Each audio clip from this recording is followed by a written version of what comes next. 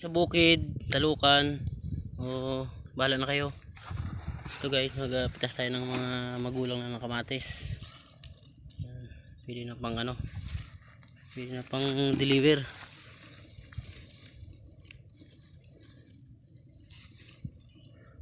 Yan. Pili natin yung magulang para mabilis mahinog.